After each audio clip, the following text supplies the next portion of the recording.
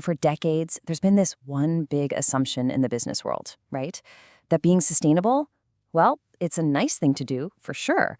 But at the end of the day, it's just a cost, a burden, something you do for PR, not for profit. And hey, let's be honest. For a lot of executives, especially when the economy's tight, this feels like the absolute truth. The thinking is, going green, that means expensive new equipment, higher costs, and while we're doing that, our competitors are just going to race right past us. But what if that entire assumption is just wrong? What if the complete opposite is true? Well, a whole bunch of research into some of the biggest companies out there is starting to show that sustainability isn't a cost center at all. It's actually a gold mine of innovation. All right, so let's dig into this. It all really starts with what we can call the sustainability dilemma. That classic age-old battle between profit and the planet, which, as we're about to see, might not be a real battle at all. So on one side, you've got the old way of thinking. Sustainability is just about costs, dealing with regulations, and all those compliance headaches. But what we're seeing now is a total 180. The new reality is that sustainability is a huge driver of innovation, a massive opportunity, and a way to get a real competitive edge. And this is the big idea right here. It's not a trade-off, it's a catalyst. Think about it. The constraints that sustainability puts on a business are actually what spark incredible breakthroughs.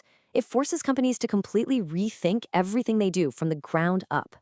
Okay, so if sustainability really is innovation, what does that actually look like out in the real world? Well, that brings us to what we're calling innovation's new frontier. This really lays out the business case in the simplest terms. It's not just about doing good, it's about doing well. First, you find efficiencies, which naturally lowers your costs. Then, you innovate, which creates brand new ways to make money. And when you put those two together, boom, you've built a real, lasting competitive advantage.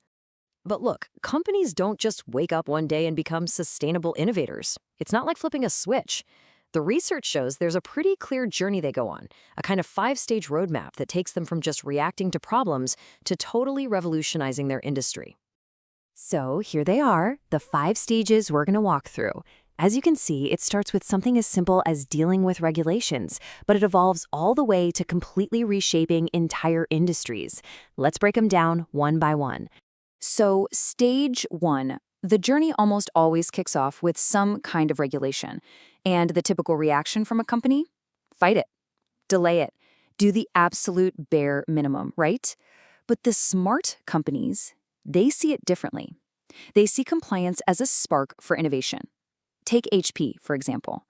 They saw the writing on the wall, that toxic lead in their products would eventually be banned, so they started working on alternatives a full decade early.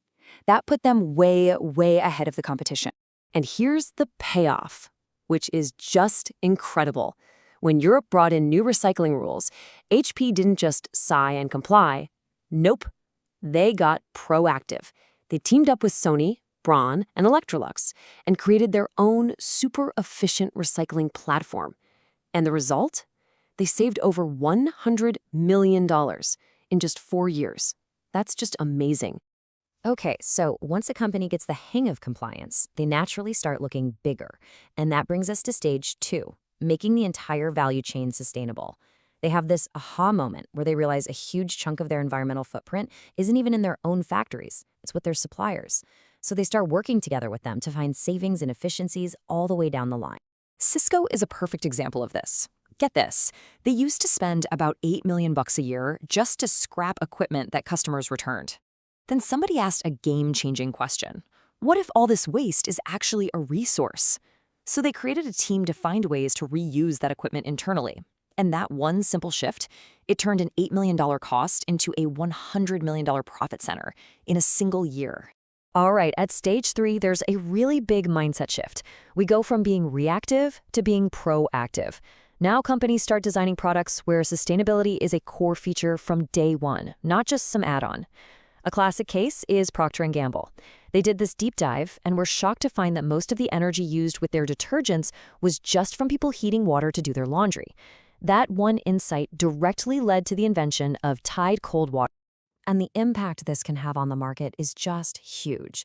I mean, look at Clorox. When they launched their Greenworks line of natural cleaners, they didn't just dip their toes into a small market. They actually helped double the size of the entire market. And in doing so, they grabbed a whopping 40% market share for themselves. Okay, stage 4 is where things get really, really transformative. This isn't just about changing what you sell anymore. It's about changing how you sell it. Sustainability becomes the inspiration for brand new business models that can totally shake up the competition. FedEx is the perfect example here. For years, if you wanted to send a stack of documents from, say, New York to LA, they'd fly it across the country. But then they asked a brilliant question. Why are we shipping paper when we could just ship the data? So now they can just email that file to a local print shop in LA, print it there, and deliver it the last couple of miles. They literally turned a physical product into a digital service. And just imagine the savings in costs and emissions. And that brings us to the final stage, stage 5. This is really the pinnacle. This is where a company moves beyond just its own business and creates something that changes the rules for everyone. They're not just playing the game better than anyone else, they're inventing a whole new game. So what do we mean by a next practice platform? Well, it's an innovation so big it changes the fundamental rules of an entire industry. The best example to think of is the smart grid. It's not just about building a more efficient power plant. No way. It's a whole new digital infrastructure that manages how energy is made and used across the entire economy. It connects everyone, from the giant utility companies to tech startups, all the way down to you in your own home. Okay, so that 5-stage journey is obviously super powerful, but I get it. It can also sound a little intimidating. So the big question is, how do you actually get started? Well, the research points to a few simple, really practical rules for the road. So here are a few simple rules to keep in mind. First, start from the future. Don't just make tiny changes to what you're doing now. Imagine a truly sustainable future and work your way back. Second, let learning come before spending. Run small experiments, learn fast, and then make the big investments. Next, you gotta be stubborn about your goal, but super flexible on how you get there. And finally, and this is a big one, don't try to do it all by yourself. Collaboration with others is absolutely key. You know, after going through that entire journey, from just dealing with regulations all the way to transforming an industry, we land right back where we started. The simple truth, the one idea that unlocks everything is this: sustainability equals innovation. Look, this isn't some passing trend anymore. It's not just a corporate social responsibility thing to put in a report.